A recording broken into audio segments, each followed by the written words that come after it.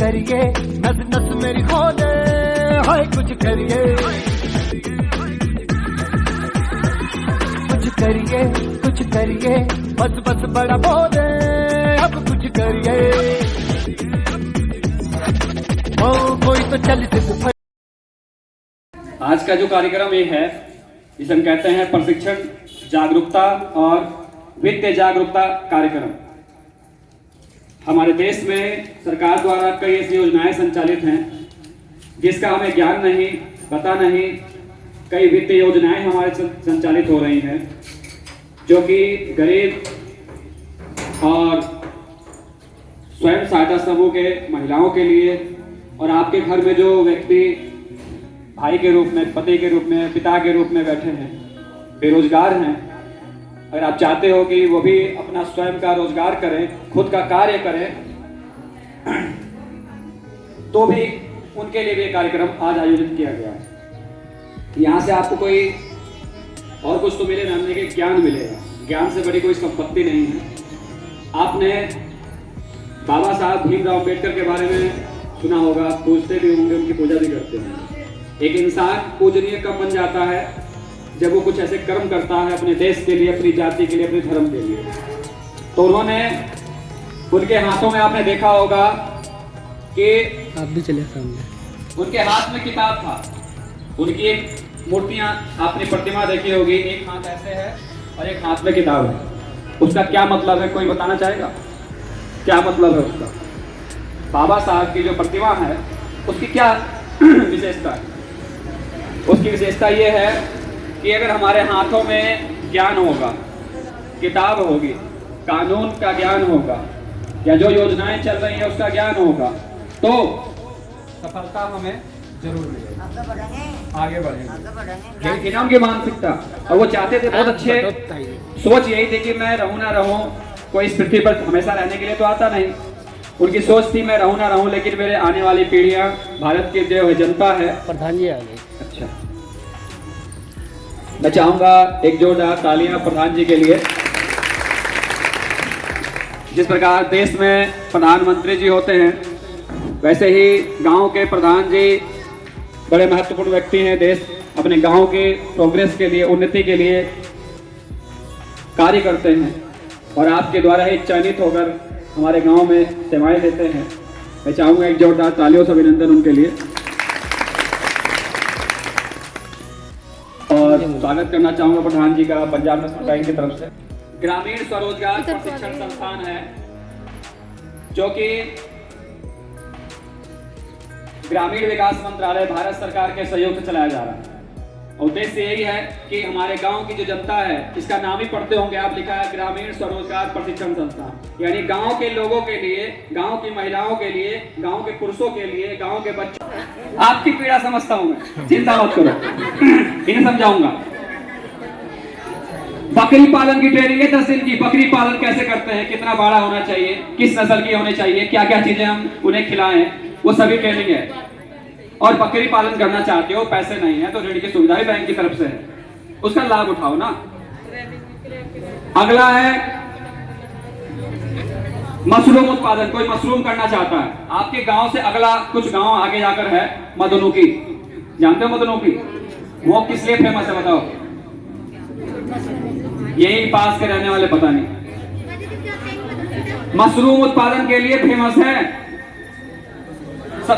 सबसे ज्यादा। तो मशरूम लगाइए अपने घरों में। कैसे लगाएंगे? ट्रेनिंग लेने आओगे तभी तो। हमारी दिक्कत क्या है, मानसिकता, सोच क्या है कि हम घर बैठे रहें, सरकार यो नहीं करती, सरकार वो नहीं करती। यही बात है ना हमारी। सरकार बहुत कुछ कर रही है आपके लिए, लेकिन जानकारी तो लो। नर्सरी लगाना चाहते हो, नर्सरी की ट्रेनिंग है।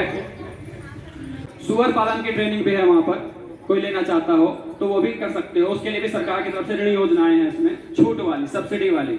लेकिन आओगे तभी तो मैं आपको इसलिए बुलाया हूं कि संदेश को एक स्थान से दूसरे स्थान ले जाने में आपसे जल्दी तेज साधन कोई नहीं है। कोई चीज, सूचना कहीं और पहुंचानी हो तो आप जितनी जल्दी पहुंचाओगे और कोई नहीं पहुंचा सकता। सूचना मंत्रालय आपके पास है, गृह मंत्रालय आपके पास है, घर का मैनेजमेंट आप ही ने किया ना। तो सरकार ने बीसी सखी को क्यों चुना, लेडीज को ही क्यों चुना? हमें भी चुन सकती थी, इनके पति को चुन सकती थी या किसी को चुन सकती थी, लेकिन इन्होंने महिला को चुना क्योंकि महिला जानती है कि पैसा कैसे रोका जा सकता है, 2 रुपए का 4 रुपए कैसे बनाया जा सकता है, ये आप जानते हो। भले पढ़े लिखे ना हो ज्यादा कोई महिला, 5वीं 8वीं हो, लेकिन पैसे का मैनेजमेंट उन्हें आता है। अब देखिए ब्यूटी पार्लर की ट्रेनिंग है आपकी बेटियों के लिए। अगर आपकी कोई बेटी ब्यूटी पार्लर का ट्रेनिंग लेना चाहती है तो 30 दिन का प्रशिक्षण है, सिलाई कढ़ाई की 30 दिन का प्रशिक्षण है, और किसी स्तर पे कोई फीस नहीं। हुनर के चाचा जी को बिना हुनर के शादी करनी चाहिए क्या बच्ची की?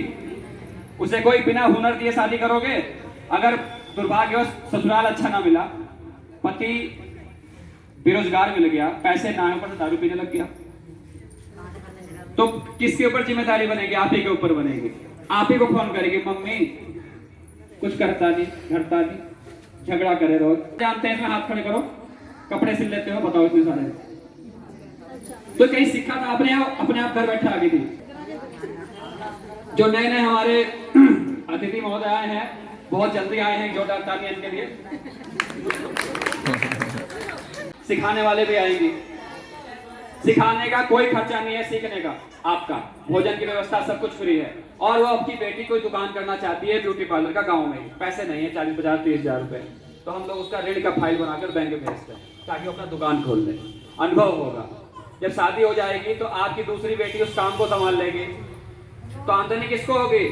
आपको। और जब ससुराल में चली जाएगी तो वहां भी ब्यूटी पार्लर का काम जोड़ सकती है, क्योंकि उसके हाथ में हुनर है। मैं आपका भाई हूँ, बेटे समान हूँ, और एक बेटा समझाने आया तो उसको सुन लो। मेरे पास भी समय नहीं है, लेकिन सुन लो। सुनने का कोई दिक्कत हमारी है, भगवान ने 2 कान दे रखे, एक दे रखी है जुबान। सुनने का काम ज्यादा है, इसलिए 2 दे रखे उन्होंने कान, वरना तो ये भी एक ही देते।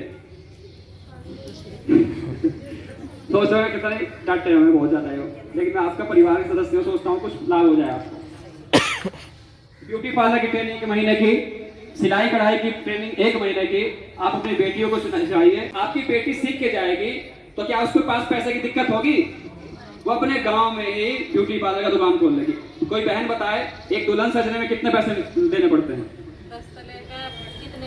10 से लेकर 50 हजार तक है एक दुल्हन सजाने में, और 2 घंटे में दुल्हन तैयार। 2 घंटे में 10 हजार आते हैं, है ऐसा कोई बिजनेस? लेकिन किसके पास जाएगी दुल्हन से? जो काम जानती हो। और किसके पास चली जाएगी? उसे और बेकार करता है क्यों? लेकिन जिसमें हुनर होगा उसी में तो होगा। मान लीजिए इन पे हुनर है, ब्यूटी पार्लर काम जानती है, जानती नहीं बेचारी, और मैं दुल्हन हूं। मान लो मुझे दुल्हन सजना है तो मैं इन पे जाऊंगा, इन पे जाऊंगा ना, मैं तो उस पे जाऊं तो क्या होगा?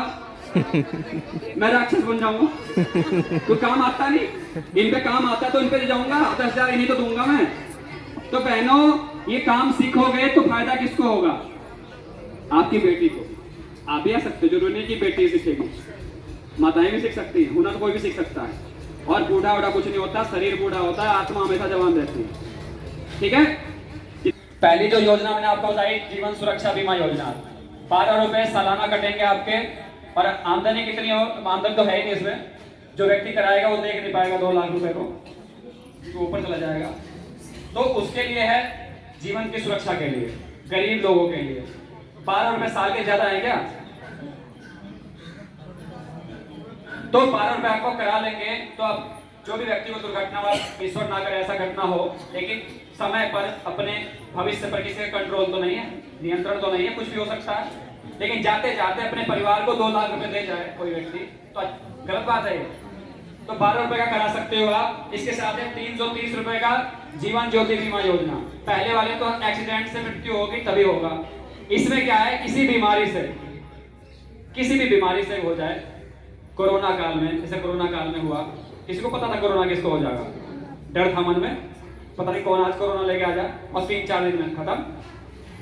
तो इस जीवन ज्योति बीमा योजना का, बीमारी से अगर कोई व्यक्ति जाता है, हार्ट अटैक हो जाता है, कुछ और बीमारी हो जाती है, तो बीमारी के कारण किसी की मृत्यु हो जाती है, तो 330 रुपए उसको सालाना जमा करना पड़ेगा, अपने खाते से कट जाएंगे, साल में 1 ही बार कटेगा। अगर आपने दोनों योजनाएं करा ली, 330 और तो 12 रुपए वाला, 342 रुपए कटेंगे। तो जनधन खाते के साथ कई महिलाएं, कई माताएं बहनें उसका यूज ही नहीं करती। हर 6 महीने में एक बार ATM कार्ड यूज कर लिया करो। मशीन में जाकर। उस 6 महीने में एक बार चेक करने के कारण भी तभी मिलेगा जब आप 6 महीने साल भर में एक बार एटीएम करके बैलेंस ही चेक कर लो ना, बैंक में जाओ बैलेंस चेक कर लो, निकालो ना पैसा। एक है अटल पेंशन योजना। भारत सरकार ने उन गरीब महिलाओं और पुरुषों के लिए जो गांव में है, मजदूरी करते हैं या उनकी सरकारी नौकरी नहीं है, अटल पेंशन योजना बनाई है कि उम्र जब 60 साल हो जाती है उसके बाद शरीर थक जाता है, सरकारी नौकरी तो है नहीं जो पेंशन मिलेगी, तो सरकार ने 1,000 रुपए, 2,000 रुपए, 3,000 रुपए, 4,000 रुपए, 5,000 रुपए अगर आप पेंशन लेना चाहते हो 60 साल की उम्र के बाद, तो आप 1,000 के लिए थोड़ी कम राशि है, 2,000 के लिए थोड़ी ज्यादा है, 3,000 के लिए थोड़ी ज्यादा है, यानी हद से 250-300 रुपए, 400 रुपए 300 महीने कटेंगे। और जब उम्र 60 साल हो जाएगी तो वो आपको पेंशन के रुपए 2,000 वाला आप स्कीम लिए हो 2,000 मिलेंगे, 5,000 रुपए लिए तो 5,000 आपके खाते में आते चले जाएंगे। और मान लीजिए राम दुलारी है, इसका नाम राम दुलारी तो नहीं है ना, मान लो ये राम दुलारी है, 60 साल के बाद 4 साल के बाद उसकी मृत्यु हो जाती है, तो उसके बाद उसके पति को वही पैसे मिलेंगे पेंशन के रूप में जैसे सरकारी नौकरी में था। अगर वो नहीं रही उसके पति को मिलेंगे। जब पति भी नहीं रहेगा तो जितनी पैसे आपने जमा कर रखे हैं अटल पेंशन योजना में, जितना वो सारे पैसे आपके बच्चों को मिल जाएगा। ठीक, तो बेकार योजना है क्या? रसीद नहीं मिलती इसमें। आपने जब पैसे आपके खाते से कट गए ना, उसका पासबुक में एंट्री करवा लो ना, पासबुक में उसमें कटे हुए हैं ना, किसी योजना के तहत कटे हैं, वही रसीद है। उससे बड़ा रसीद क्या है?